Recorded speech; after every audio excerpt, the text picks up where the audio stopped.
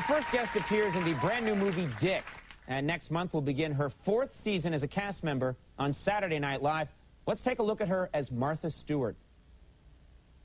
Today we're taking a field trip to my friend Tom Hardwick's Christmas tree farm in the Hudson River Valley. Oh look, there's a good one. So join me and my special guest, the Westport Boys Choir, for my Christmas special, Home for the Holidays. Even if you celebrate Chanukah, it'll be a jolly good thing.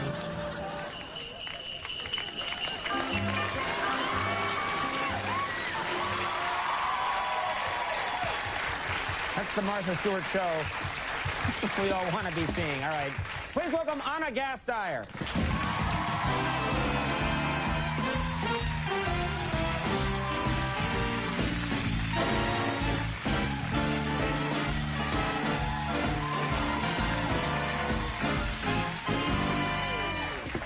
How are you? I'm good. Yeah? Leave it alone. It's fine. Sure you. Do you really put on deodorant? I assume so. Yeah, they it's had so fun. those industrial sprayers out. Yeah, they hosed me Okay. off in the break. It's fine. It's all right. Now, I saw your movie last night. Yes. I saw Dick, and I thought it was very funny. Oh, good. When someone describes to you that it's a comedy about Watergate and Richard Nixon, you think, how do you do that? But Yeah. you guys pull it off. It's very good. No, it was a really fun cast, really nice group of people, and I mean, I'm hardly in it, so I really have no right to... You're in it. You're in there. But no, but it was very fun, and it's very quirky and 70s, and I love the style. It's really groovy, and it was a good combination between a political comedy and a teen comedy. Right. So it was great. It was really fun to do. The only problem for me was that and I just got back from doing this other little role in this movie called Woman on Top. So now I've appeared in Dick and Woman on Top. So. And it's really bad because both of them have been in different countries, so I always have to go through immigration and explain my purpose of business. I say I'm working on a movie, and especially with Dick. What's the name of the movie? Dick. What's the name of the production company? Deep Throat Productions. Which one's the name of the That's production the real company? name, yeah, right, so everyone right. thinks I'm a porn star, except for people who really... There's good money in that work. Yeah, Let me okay. just tell you. Fair enough, yeah. Don't judge, you know. No. You have been traveling a lot. You were just in Brazil, I understand. Is that right? I'm doing this thing, Woman on Top. This Stop saying it. I did Dick and I did Woman on Top. Stop it. And a lot of the way Woman on Top applied to Dick was Okay. I'll stop you, no, Gasteyer. No, it was it was fun. It was really fun getting to go to Brazil. I mean, because I worked like 2 days, but they sent me there for 6. So I never even thought of going to Brazil before. It's pretty rock and roll. I've never been to Brazil. Actually, I was there like when I was a little kid. I ran away, but Yeah, a lot of people go because it's a 14-hour flight, so it's just an easy excuse to get out of your home. Right. Well, I don't remember, like, every time I see footage now of Brazil, it always features the women of Brazil who are very comfortable with their bodies. Yeah, no, it's awesome, and that is really a true stereotype. First of all, the aesthetic is a tiny chest and a huge, fleshy, white ass. So I was in high cotton. Living it up, shaking my booty. And, that's what they like. That's how they like their women. It's great. It's great. And also the other big thing is that older women date younger men, but I'm married, so so that wasn't so fun. But I mean, I like being married. But yeah, no, my husband's in the dressing room. So, but it's great, and they all wear. It's like a real thing, that the butt floss bathing suit. Oh, well, back up. What is butt floss? You know no, it's literally what they call the G-string bathing suit. The thong. It's a thong. It is literally called fio dental in Portuguese, which means dental floss. Like at stores, it'll be like fio dental sale. Right. And it'll be a tiny little floss bathing suit.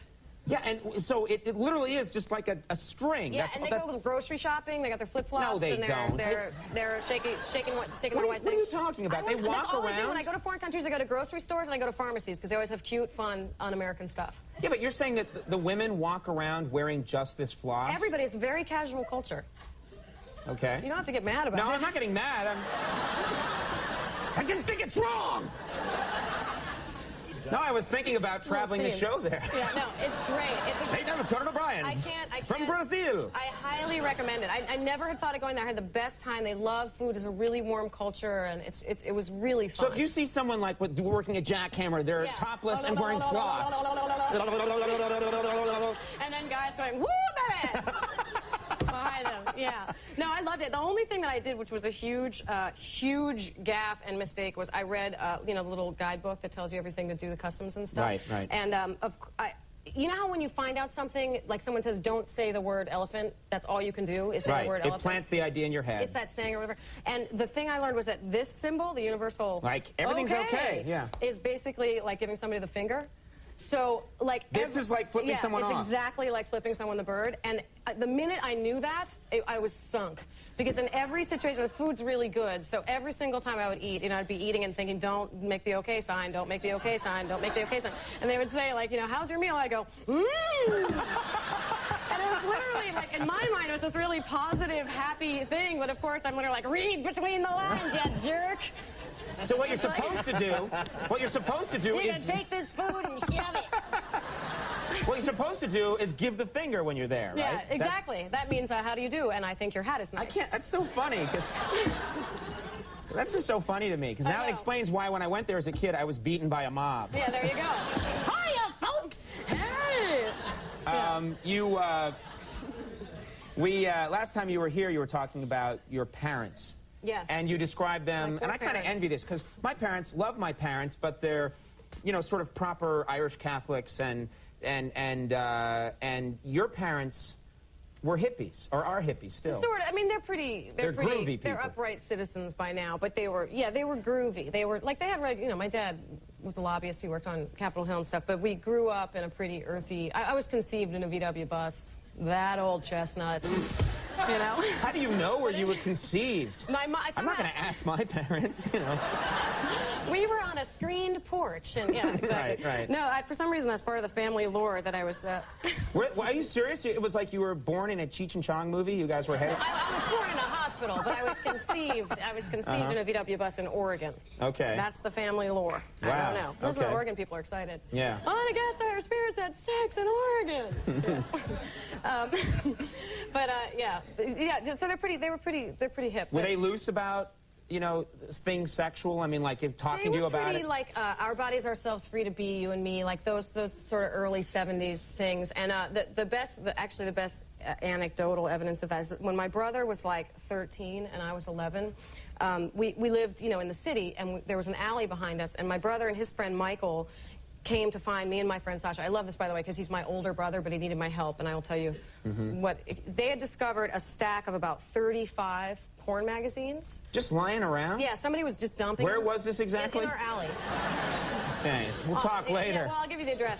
But they were all, you know, the end like... of the porn rainbow. Ah! There's a little...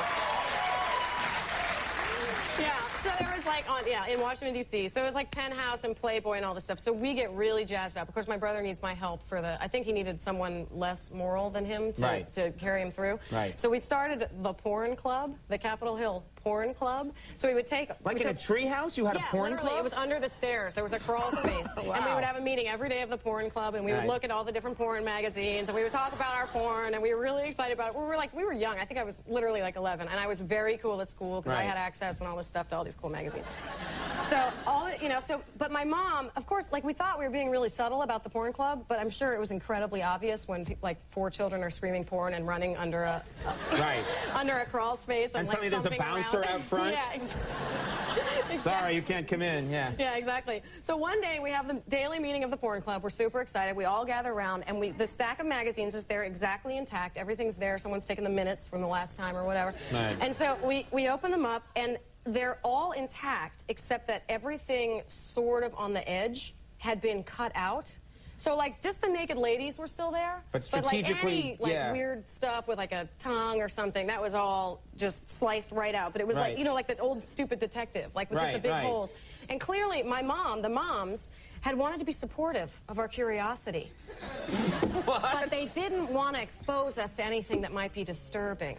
So they left. But meanwhile, then you got to go upstairs and eat dinner, and then you realize that everyone knows about the porn club. You're a smut dealer.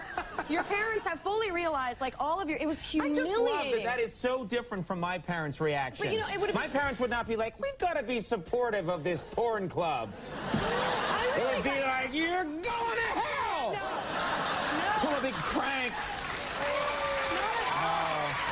Well, they're good people. Yeah, they're very good good people. They did the right thing. I have to mention this. Saturday Night Live's 25th anniversary primetime special is on September 26th. And Dick is in theaters now. Yes, and go see it because it really is good. All right. Anna, it's always great having you on the show. Thank you so much for doing it. Anna Gasteyer, Malcolm McDowell, coming up. Very cool actor. Stick around, we'll be right back.